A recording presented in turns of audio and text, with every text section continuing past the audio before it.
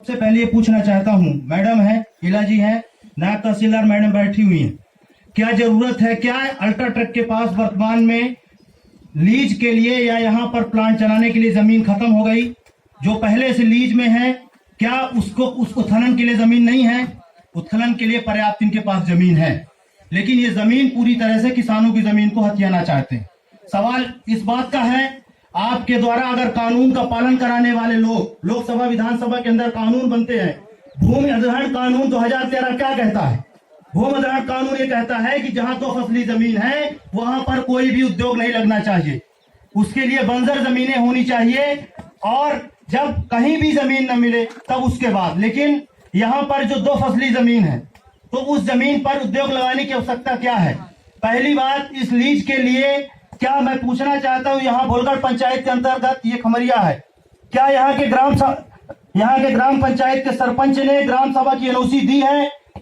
पहली शर्त ग्राम सभा की एनओसी है। इसके बाद किसानों की सहमति के लिए भी ये प्रावधान है कानून में, बिना किसानों के सहमति की जमीन नहीं ली जाएगी। लेकिन सब ये कागजी किताबें हैं। यहाँ मैडम बैठी हुई हैं, तमाम राजस्व के अधिकारी, आपकी अर्जियां इनके दफ्तरों में धूल फांकेगी, याद कर लीजिएगा, नोट कर लीजिएगा। ये आज के बाद पहचानेंगे नहीं कोई आपको।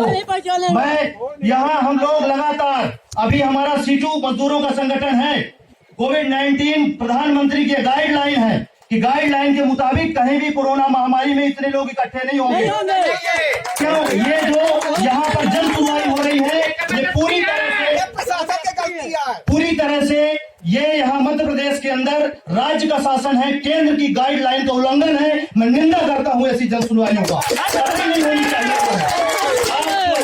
गाइडलाइन के अनुरूप प्रधानमंत्री ने कहा 1 गज 1 दूरी की बात कही, उन्होंने कहा कोरोना से लड़ने के लिए शरीर के अंदर प्रतिरोधक क्षमता होनी चाहिए। मैं आपसे पूछना चाहता हूं, यहाँ का मजदूर और किसान जिसके खाने के लिए नहीं है, जमीन थी अल्ट्राटेक और जेपी ने ले ली, किसान खाएगा क्या जब कुपोषण का शिकार है? यहाँ के मजदूर, यहाँ कम से कम 5-5 हजार मजदूर, मैडम आपको याद होगा, आज से 7 से 8 दिन पहले जिला कलेक्ट्रेट को घेर लिए थे, सारे भारतीय जनता पार्टी और कांग्रेस के विधायक सांसदों को घेर लिया गया था, लेकिन आज तक मजदूरों को क्या नहीं रखा गया? जो मजदूर बाहर से हैं, यहाँ पर कहा गया है जमीनें ली जाएगी। जमीनें जो ली जाएंगी, मैं आपसे पूछना चाहता हूँ, और मैं ये प्रश्न आपके बीच में इसलिए रख रहा हूं कि जब ये जन सुनवाई का समापन हो और आपकी बारी आए तो इन प्रश्नों का उत्तर आप यहाँ दें, ताकि कल आपके बीच में हम सारे लोग जन आंदोलन के रूप में खड़े होंगे।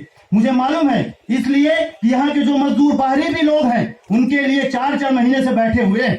कैसे प्रतिरोधक क्षमता बढ़ेगी शरीर के अंदर जब खाने के लिए कुछ नहीं है लोगों के पास? बहुत हमारे साथी भी बोल रहे थे, ये मामला कुछ ऐसा है यहाँ पर मैडम जी कि ये जमीन, इस एरिया की जमीन, पहले यहाँ जेपी सीमेंट नाम का एक फर्जी मालिक सन्नी गौड़ रहता था, जो 302 का मूल्य और अपराधी भी है। लेकिन यहाँ की जमीन अल्ट्राटेक में हुआ, आपका मर्ज हुआ, मर्ज होने के बाद बहुत सारे ऐसे लफड़े हैं, जेपी वाले जिन्होंने जेपी को जमीन दी किसान, वो किसान आज जो है जब आपकी कंपनी के अंदर जाते हैं, जैसा कि बहुत सारे किसान साथियों ने कहा है, तो आपका प्रबंधन, मालिक प्रबंधन ये कहते हैं कि जेपी जाने कोई मतलब नहीं है, जबकि मर्ज होने के पहले इस तरह की, मेरी ये मांग है प्रशासन से कि मर्ज होने के पहले इस तरह की एक जन सुनवाई, जब ये जेपी सीमेंट का प्लांट था और जब ये अल्ट्राटेक में लिया जा रहा था, तब एक जन सुनवाई आपको, अगर किसान मजदूर की चिंता होती, आप एक जन सुनवाई लगवाते, दावा पत्री होता किसानों का, और उसके बाद किसानों की समस्याओं का निराकरण होता,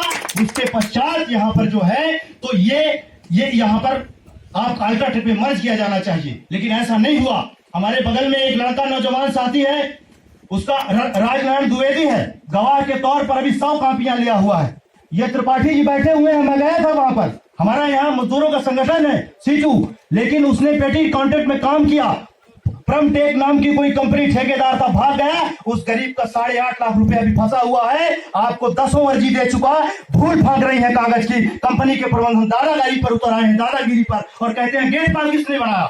अरे मैं चुनौती देना चाहता हूं इस मंच के माध्यम से, जेपी सीमेंट के नहीं, अल्ट्राटेक के जितने प्रबंधन के अधिकारी हैं, गेट पास अंदर तो तुम बनाओगे, बाहर का गेट पास हम किसान बनाएंगे। मैं यहाँ उतावले और उत्तेजना में नहीं भरना चाहता, लेकिन मैं बताना चाहता हूँ कि तमाम केंद्र लाइन के गाइड, भूमि अधिग्रहण कानून, फिर सरकारी प्रदूषण नियंत्रण बोर्ड, प्रदूषण नियंत्रण बोर्ड एक दुकान है, दुकान। 10 रुपए दीजिए और खरीद के लाइए। इस एरिया के अंदर दिल्ली से लेकर के देश में हाहाकार मच रहा है। किसान पराली जला दे, किसान का अगर फसल काटने के बाद जो थोड़ा बहुत 1 फुट का उसका पराली बचती है, उससे प्रदूषण हो रहा है। और कल अल्ट्राटेक के साथ में मिले हुए प्रदूषण नियंत्रण बोर्ड के अधिकारी, ये अधिकारी नहीं है, बिके हुए लोग हैं। ये जो है ये 10 रुपए 50 रुपए अपने आप को ईमान को बेच दे, यहाँ प्रदूषण नहीं दिखता। फिर तीसरी बात आप समझिए, यहाँ पर जो क्रशर प्लांट हमारे स्थानीय लोग लगाए हैं, हजारों रुपए 35 लाख 40 लाख 50 लाख रुपए लगा करके यहाँ के लोगों ने रोजगार लगाया। देश के प्रधानमंत्री जो है आपदा के अवसर की बात करते हैं। देश के प्रधानमंत्री कहते हैं छोटे छोटे उद्योग लगेंगे, लोग अपना विकास करेंगे, लोग आत्मनिर्भर बनेंगे। मैं पूछना चाहता हूं, अल्ट्राटेक कंपनी देश की सबसे बड़ी कंपनी है, इसको लीज देने की कतई जरूरत नहीं है। लीज देना है यहाँ के किसानों को लीज दीजिए, वो भी पत्थर निकालना जानते हैं, वो भी अपना पत्थर बेचेंगे यहाँ पर जो है। इसलिए इससे पहले 1984 के बाद राम लखन शर्मा हमारे विधायक हुआ करते थे इसी क्षेत्र से। उन्होंने विधानसभा में एक प्रश्न लगाया था, 1 एकड़ से कंपनी जेपी सीमेंट कंपनी कितना पत्थर उत्खनन करती है।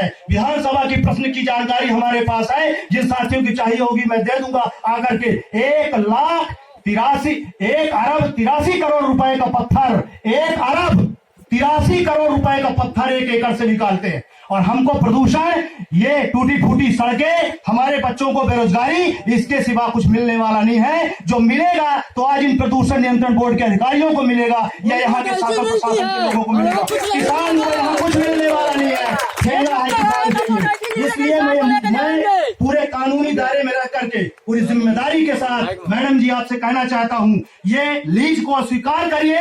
सबसे पहले जेपी सीमेंट ने जिन किसानों की इस क्षेत्र के अंदर जमीन ली है, उन किसानों की जो अर्जियां आपके कार्यालय में धूल फांक रही है, मैडम नायब तहसीलदार जी आपके अर्जियां जो धूल फांक रही है, उन अर्जियों को इकट्ठा कराइए। हमारा किसान आता है, हम कलेक्ट्रेट में आएंगे, पहले तो जेपी और किसान का मामला ठीक हो, फिर अल्ट्राटेक की बारी तो बाद में आएगी, फिर हम मिलते हैं। ये हमारी मांग है।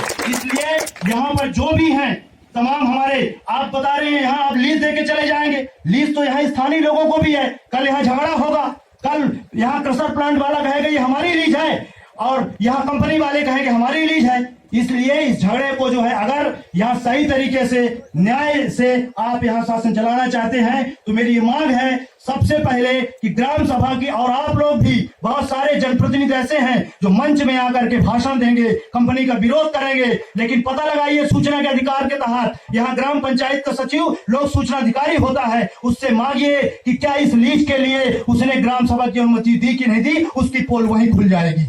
पहला काम वहां से शुरू करिए। फिर प्रदूषण नियंत्रण बोर्ड के 100 भाई अधिकारी जो बैठे हैं, इनकी दुकानों में जाकर के आपत्ति दी गई। यहाँ बगल में संभागीय अधिकारी भी होंगे। यहाँ तुर्की गांव है बगल में, ये रीवा सतना का लगा हुआ इलाका है। तुर्की में 10 फीट तक कोयला जमा है। आज तक आंख फूट गई प्रदूषण नियंत्रण बोर्ड के अधिकारियों, इनको दिखता नहीं है, पता नहीं कौन सा चश्मा लगाए हुए। यहाँ इनको प्रदूषण नहीं दिखेगा, कंपनी प्रदूषण करेगी उसके लिए नहीं दिखेगा। इसलिए यहाँ पर पूरी तरह से इस लीज का हम लोग तहे दिल से के साथ जो है, जो यहाँ हमारे किसान मजदूर आए हैं, आप लोग जो है लड़ाई के लिए कमर कसिए।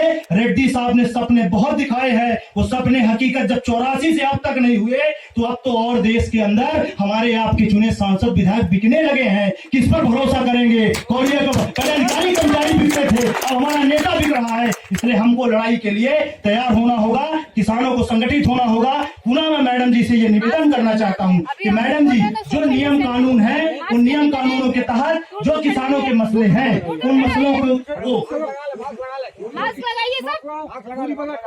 इतनी बड़ी बड़ी बातें कर रहे हो आप लोग, खुद ही पालन नहीं कर रहे हैं। अरे तो मैम ऐसे में करवाना है। मास्क लगाइए। आज की डेट पे सर मेरे हाथ से एक ही क्वेश्चन है कि आज ये डेट पोस्टपोन हो सकती थी कि नहीं हो सकती थी। अब हमारे गांव के लोग इतने पढ़े लिखे नहीं है कि सोशल डिस्टेंस मेंटेन कर पाएंगे।